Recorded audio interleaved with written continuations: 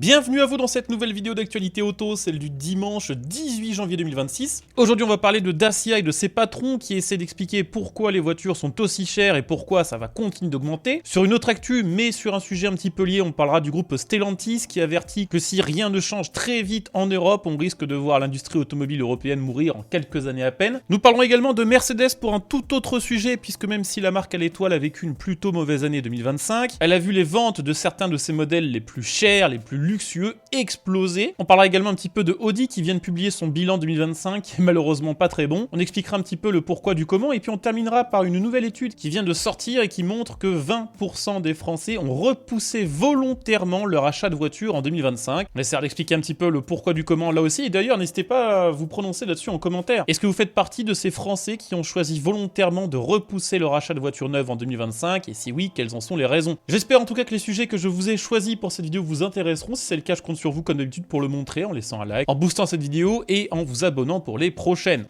Mais d'abord, laissez-moi vous parler du sponsor de la vidéo du jour qui est Carly. Carly, c'est ce petit boîtier que vous allez pouvoir brancher à la prise OBD de votre voiture. Vous allez ensuite pouvoir le connecter à votre smartphone via une application dédiée et Carly va vous permettre d'obtenir tout un tas d'informations sur votre voiture. La version gratuite vous permet par exemple de scanner les différents codes d'erreur de votre voiture, ce qui est extrêmement pratique, extrêmement économique, puisqu'en garage, une lecture des codes vous est souvent facturée plus de 50 €. Là, vous pouvez le faire en illimité et obtenir tout un tas d'informations sur votre voiture, sur ses éventuelles défaillances et sur ces éventuelles pièces à changer. Non seulement vous allez pouvoir les détecter, mais en plus de ça, vous allez pouvoir en corriger une partie, et ça instantanément et gratuitement. Évidemment, il y a plein d'autres fonctionnalités que vous allez pouvoir obtenir avec Carly Premium, comme par exemple le codage, la personnalisation de certains éléments de votre voiture, mais aussi son plan de maintenance dédié pour savoir précisément à quel kilométrage vous devrez réaliser les futurs entretiens de votre voiture. Et pour finir, une autre fonctionnalité que je trouve particulièrement pratique, les données live. Avec les données live, vous allez pouvoir obtenir plein d'informations en temps réel sur votre voiture pendant que vous la conduisez, comme par exemple la tension et l'état de la batterie, la température de l'huile et tout un tas d'autres données qui vous permettront de traquer les éventuels problèmes de votre voiture ou tout simplement de la régler avec précision. Personnellement, Carly, j'utilise depuis plus d'1 an et j'ai fait des grosses économies avec. Je donne quelques exemples de fois où ça m'a vraiment donné un gros coup de pouce. Par exemple, il y a quelques temps, une Ford Focus sur laquelle il y avait un voyant jaune moteur avec des pertes de puissance. J'ai passé un petit coup de scan Carly, ça m'a détecté un problème de sonde lambda, on l'a changé en 5 minutes, ça m'a coûté à peine 5 €. Autant vous dire que je serais allé dans un garage, on m'aurait demandé 10, peut-être 20 fois ça. Autre exemple, j'avais une bobine d'allumage qui commençait à déconner, mais je ne savais pas laquelle c'était, et quand on a 10 cylindres, ça peut devenir franchement très chiant de le tester une par une. C'est pareil, j'ai fait un petit scan Carly, ça m'a donné précisément le numéro de la bobine qui déconnait, je l'ai changé, ça m'a coûté 80 balles, alors que ça m'aurait probablement coûté 3 à 4 fois ce prix-là chez un garagiste. Donc Carly, c'est un excellent outil très pratique, c'est compatible avec énormément de voitures et énormément de marques. C'est un outil que vous allez pouvoir commander via le lien qui sera en commentaire épinglé et en description sous cette vidéo. En plus, sachez que si vous commandez avec le code EQRL, vous profitez de 15% de réduction et que vous soutenez indirectement ma chaîne YouTube par la même occasion. Merci à ceux qui jetteront un petit coup d'œil, merci à Carly d'avoir été le sponsor de cette vidéo. Et puis écoutez, c'est parti pour les actus du jour. On va commencer avec un sujet qui concerne Dacia, puisque sa nouvelle patronne fraîchement élue, Catherine Hatt, qui avant travaillait chez Smart, a donné une interview pour le magazine carmagazine.co dans lequel elle se confie sur l'avenir stratégique de la marque, mais également sur les raisons qui font que les constructeurs n'ont pas le choix de faire exploser le prix de leur voiture. Alors je vais vous résumer tout ce qui est dit dans cette interview. Elle commence par expliquer que Dacia va continuer de faire des voitures dont la conception répond aux attentes de ses clients plutôt que de chercher à se conformer en priorité aux exigences et réglementations de l'Union européenne. Alors déjà c'est plutôt une bonne nouvelle et c'est même assez rassurant. Beaucoup étaient inquiets de voir Catherine Hatt reprendre les rênes de Dacia en sachant que quand elle était directrice de chez Smart, elle n'a fait que faire de la montée en gamme. Donc c'est assez rassurant de voir qu'elle veut que Dacia reste quand même un minimum Dacia. Alors justement dans ce but, Dacia voudrait pouvoir continuer à proposer des petites voitures, des citadines, micro-citadines ou compactes, en gros des petites voitures pas chères et pour ça elle aimerait profiter de la nouvelle réglementation nommée M1E mise en place par la Commission européenne en décembre 2025. C'est une nouvelle réglementation qui sur le papier a été mise en place pour que les constructeurs puissent proposer des plus petites voitures qui répondraient à moins de normes de sécurité et qui pourraient donc être moins chères à produire et à vendre. Dacia aimerait beaucoup en profiter mais considère que pour l'instant les réglementations avancées par la Commission européenne ne sont pas assez stables et manquent de clarté. Et que ce manque de clarté et de prévision des normes était l'un des principaux freins pour plusieurs marques européennes comme Dacia, mais on trouve aussi des exemples chez le groupe Stellantis, pour concevoir des voitures moins chères. Elle explique que la surmultiplication des normes européennes ces dernières années ont poussé Dacia à consacrer jusqu'à 25% de son budget de recherche et développement, c'est-à-dire un quart du budget rien que pour vérifier vérifier que tous les nouveaux véhicules respectent toutes les nouvelles normes, ou pour mettre à jour des véhicules déjà existants pour qu'ils respectent de nouvelles normes. Elle rappelle d'ailleurs au passage que 107 nouvelles règles doivent entrer en vigueur au cours des 5 prochaines années. D'ailleurs, petite parenthèse, ce week-end, je vais faire une vidéo spéciale sur les normes pour vous expliquer un petit peu à quoi il faut s'attendre pour les prochaines années. Vous allez voir que parmi ces 107 normes, il y a des trucs absolument aberrants. Elle explique, et je la cite, que les réglementations rendent les voitures de plus en plus chères et que sur les 5 dernières années, 40% des hausses des prix sont dues aux normes. Raison pour laquelle la plupart des constructeurs ont demandé un gel réglementaire, c'est-à-dire qu'il n'y ait plus d'évolution des normes pour les prochaines années, que les constructeurs puissent respirer un petit peu et briser le cercle de l'inflation automobile. Elle a qualifié cette surréglementation de cercle vicieux dans lequel l'augmentation des prix pénalise en particulier les foyers les moins aisés pour qui acheter une voiture neuve est devenu totalement impossible. Un vrai problème pour Dacia pour qui ces familles représentaient vraiment le cœur de la clientèle. Donc ce serait l'un des nombreux effets négatifs de ces nouveaux paquets réglementaires, les autres d'après elle étant l'augmentation du poids des véhicules et donc leur consommation de carburant et d'électricité. Elle a également expliqué que pour l'instant c'était pas rentable pour Dacia d'essayer de proposer à ses clients des modèles 100% électriques de plus grand gabarit que celui de la Spring ou celui de la Hipster. Elle a expliqué, pour faire simple, que en général ces voitures de plus grand gabarit sont les voitures principales du foyer, qu'elles ont pour ça besoin d'être extrêmement polyvalentes, aussi bien pour la ville que pour les longs trajets, et que pour l'instant c'était impossible pour Dacia de proposer une voiture électrique avec une grande autonomie tout en restant à des tarifs abordables par sa clientèle habituelle. On pourrait résumer cette interview en disant que Dacia va continuer à faire du Dacia, mais qu'il y a quand même de fortes chances que, sauf miracle, le prix de leur voiture continue de grimper malgré eux.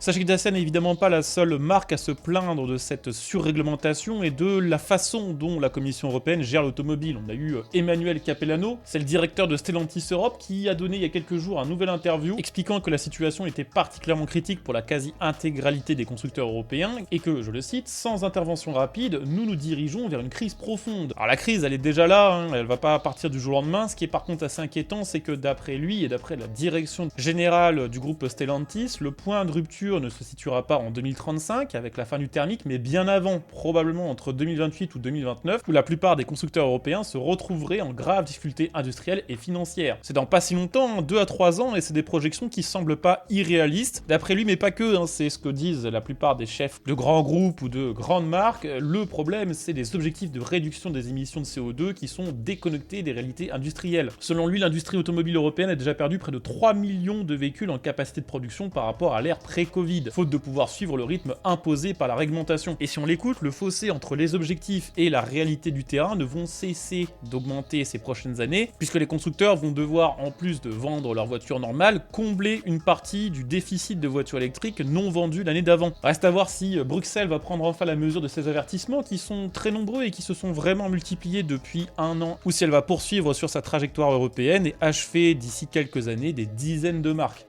Alors sur un autre sujet qui est au final pas si différent, on va parler de Mercedes. On en a parlé il y a quelques jours, leur bilan 2025 est pas très bon. Ils ont vendu moins de voitures parce que globalement leurs voitures d'entrée de gamme sont devenues très chères. Il y a un marché par contre qui a très bien marché justement pour Mercedes, c'est le haut de gamme et le très haut de gamme, où là apparemment on connaît pas vraiment la crise. Ça se voit en particulier sur un modèle historique de la marque, le Mercedes Classe G. Son 4x4 a tout simplement signé la meilleure année de son histoire en 2025, plus de 40 ans après son lancement, et dans une situation un contexte automobile et économique qui est quand même particulièrement compliqué. C'est presque 50 000 exemplaires qui ont été écoulés en 2025. C'est mieux qu'en 2024, qui était son précédent record, qui avait déjà battu son record de 2023. Donc là, c'est 3 très belles années d'affilée pour ce modèle. On parle ici quand même d'un véhicule qui se vend à partir de 161 000 € pour la version diesel d'entrée de gamme, 184 000 pour la version électrique, mais de toute façon, la version électrique se vend pas. On avait parlé en vidéo il y a quelques mois, ça a été un énorme flop, et il y a eu des trimestres où Mercedes en a littéralement vendu 0. Donc ce Classe G, c'est un véritable succès pour Mercedes, succès qui pourrait encore s'amplifier puisque dès l'année prochaine, Mercedes prévoit l'arrivée d'une version cabriolet qui viendra enrichir la gamme, et en plus de ça, à côté, Mercedes travaille sur un petit Classe G qui sera un peu moins cher, un peu moins luxueux, mais qui reprendra ses codes visuels, qui, elle l'espère, se vendra tout aussi bien. Chez la concurrence, par contre, ça va pas forcément très bien. Audi a enregistré une sale année 2025, c'est pas une grosse surprise, pour ceux qui avaient suivi un petit peu l'actualité auto ces dernières années, on sait bien que Audi a fait globalement n'importe quoi et s'est vraiment pris très salement les pieds dans le tapis Audi sur son électrification. En 2025, ses ventes ont baissé de 2,9% par rapport à 2024. Une baisse qui est essentiellement due quand même au marché chinois qui veut plus acheter de voitures allemandes. Globalement, c'est moins 5% là-bas. On en est arrivé au point où Audi a dû créer une autre marque Audi pour essayer de se relancer. Et apparemment, ça marche. On verra avec un petit peu de recul, mais apparemment, les commandes sont pas dégueu. Il n'y a pas qu'en Chine où ça a été compliqué. Il y a les États-Unis aussi avec une baisse de 12% de ses ventes, pénalisées par les barrières douanières mises en place par le gouvernement Trump qui font que les Audi sont juste invendables à cause de leur prix très élevé. La seule petite réussite de Audi, c'est d'avoir réussi quand même à vendre plus de voitures électriques en 2025 qu'en 2024. C'est plus 6%. C'est mieux, mais elle est quand même globalement à la traîne sur ce marché avec seulement 13% de part de marché de voitures électriques. C'est là qu'on se rend compte quand même de la folie que ça a été pour la marque d'annoncer en 2022 qu'en 2025, ce serait une marque 100% électrique. 13%, c'est très très loin d'être 100%. Pour terminer, on va parler d'une étude qui montre que malgré tout ce que tente le gouvernement français pour nous faire changer de bagnole, les ZFE, les aides, les bonus, les malus, près de 20% des Français ont décidé volontairement en 2025 de repousser un nouvel achat de voiture. C'est une étude réalisée par Buy My Car et c'est globalement quand même un signal assez fort pour un secteur qui est déjà en crise. C'est pas la seule étude qui va dans ce sens, il y avait aussi une étude dont on avait parlé il y a quelques temps de la Centrale qui indiquait qu'environ un quart, donc 25% des Français repoussaient également volontairement leur achat. Alors que se passe-t-il ? Il se passe que tout simplement les bagnoles sont trop chères, que les Français essayent de faire durer plus longtemps leur voiture actuelle, et puis il y a un mix d'incertitude et de pression fiscale qui tue le secteur, avec des bonus qui changent tous les 4 matins pour pousser les Français à acheter une technologie de voiture qui ne les intéresse pas, et de l'autre côté un malus de plus en plus exorbitant qui les empêche d'acheter les voitures qui les intéressent. Ça c'est pas moi qui le sors de mon chapeau, c'est 64% des Français sondés qui se disent perdus face à ces règles changeantes. D'après OpinionWay, un autre sondage, le budget mensuel des Français, tout compris en ce qui concerne l'automobile, c'est 416 € par mois, tout compris, c'est-à-dire essence, assurance, éventuellement paiement du crédit. Quand on voit ce qu'on peut acheter neuf pour 416 € par mois, je pense qu'on a compris le problème. Un budget qui est d'ailleurs globalement en baisse sur un marché où la voiture est de plus en plus chère, ça s'annonce assez compliqué. Conséquence de tout ça, le parc automobile français vieillit, on en arrive bientôt aux 13 ans de moyenne d'âge, avec in fine des voitures plus vieilles, plus polluantes, qui vont rouler plus longtemps, ce qui va globalement à l'encontre des souhaits du gouvernement et de la Commission européenne. C'est vraiment du grand art. Voilà, donc on a fait un petit peu le tour pour ces actus du 15 janvier 2026, j'espère que la vidéo vous aura intéressé. Si c'est le cas, je compte sur vous pour le montrer, en laissant un like, en vous abonnant, en devenant aussi pourquoi pas des soutiens via le bouton rejoindre sous cette vidéo, c'est à partir de 99 centimes par mois et c'est un gros coup de pouce pour la chaîne. Merci à ceux qui jetteront un petit coup d'œil, on se retrouve dès demain pour la prochaine vidéo, ciao.